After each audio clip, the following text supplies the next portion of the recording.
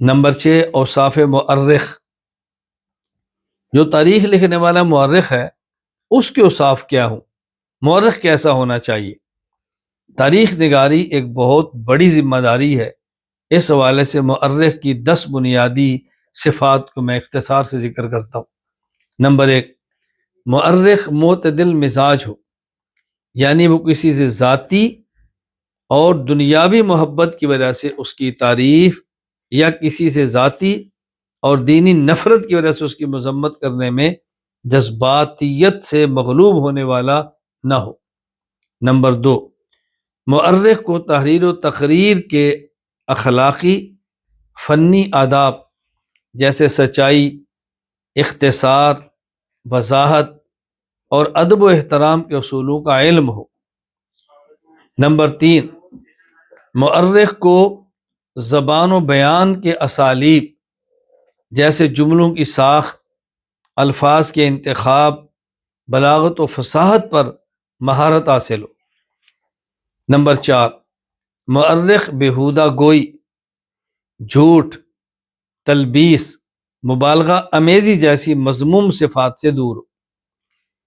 Number 5، مؤرخ اچھی یادداشت اور حافظہ کا مالک ہو۔ نمبر 6، مؤرخ اشعار سے بقدر ضرورت مناسبت رکھتا ہو۔ نمبر 7، مؤرخ صاف ستھری اور شائستہ گفتگو کا عادی ہو۔ نمبر 8، مؤرخ محنتی اور جفاکش ہو، روایات کی تحقیق اور تفتیش کے لیے جان فشانی سے کام کرنے کی ہمت رکھتا ہو۔ نمبر 9، مؤرخ مختلف زبانوں کا ماہر ہو، خصوصاً اس قوم کی زبان کو جانتا ہو جس کی تاریخ مرتب کرنا چاہتا ہے۔ مسلمانوں کی تاریخ مرتب کرنے کے لیے عربی دان ہونا ضروری ہے۔ مغل سلطنت ہند کی تاریخ لکھنے کے لیے فارسی جاننا ضروری ہے، ورنہ اصل ماخذ کو پڑھنا ممکن نہیں ہوگا۔ نمبر 10، مؤرخ مروّرہ علوم، جغرافیہ، عمرانیات، سیاسیات، عسکری امور اور آئینی اصطلاحات سے واقف ہو۔ یہاں میں بطور فائدہ کی ایک بات عرض کر دیتا ہوں۔ ایک ہے جغرافیہ، آپ سمجھتے ہیں، سیاسیات سمجھتے ہیں، عسکریت سمجھتے ہیں، آئین سمجھتے ہیں۔ ایک میں لفظ ہے عمرانیات۔ یہ عمرانیات کیا ہوتا ہے؟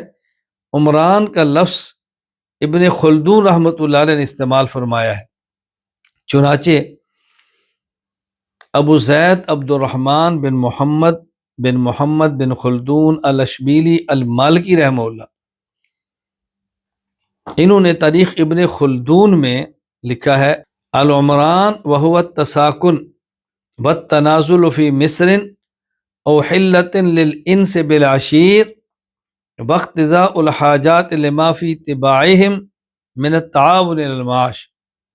عمران یہ ہے کہ لوگ کسی شہر یا بستی میں ایک ساتھ رہیں اور بسیں تاکہ اپنے ساتھیوں سے انس پیدا ہو اور ضروریات زندگی پوری کریں، کیونکہ ان کی فطرت میں باہمی تعاون کے ساتھ جینے کا جذبہ ہوتا ہے۔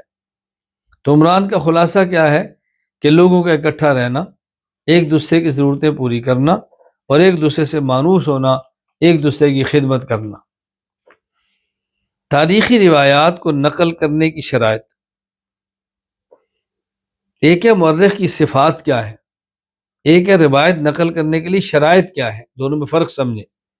تاریخی روایات نقل کرنے کی شرائط، نمبر 1، مؤرخ راوی کا نام وضاحت سے نقل کرے۔ اگر ایک ہی نام کے کئی راوی ہوں تو ان میں واضح فرق کے لیے لقب، کنیت، علاقہ، تاریخ وفات وغیرہ لکھے۔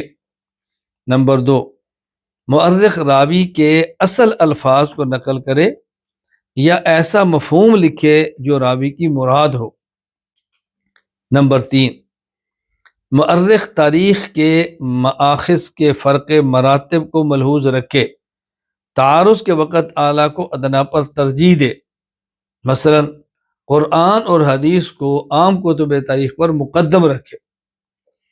نمبر 4، مؤرخ مقتدر شخصیات کے بارے میں ان کے دشمنوں کے الزامات کو حقائق کی کسوٹی پر پرکھے، کسی کی محض الزام تراشی کی وجہ سے انہیں مطعون ہونے نہ دے۔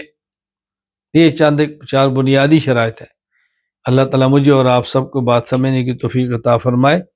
تو انشاءاللہ اصول تاریخ کا سبق چلے گا، آئندہ ہفتہ اتوار کو بھی ہوگا، اور میں کوشش کروں گا جس قدر ممکن ہو ہم اپنے سبق کو جلد از جلد مکمل کریں، تاکہ اس کے بعد باقی اسباق بھی اپنے وقت پر چلتے رہیں۔ اللہ تعالیٰ مجھ سے اور آپ سے اور ہماری نسلوں سے دین کی مقبول خدمت لے۔ السلام علیکم ورحمۃ اللہ وبرکاتہ۔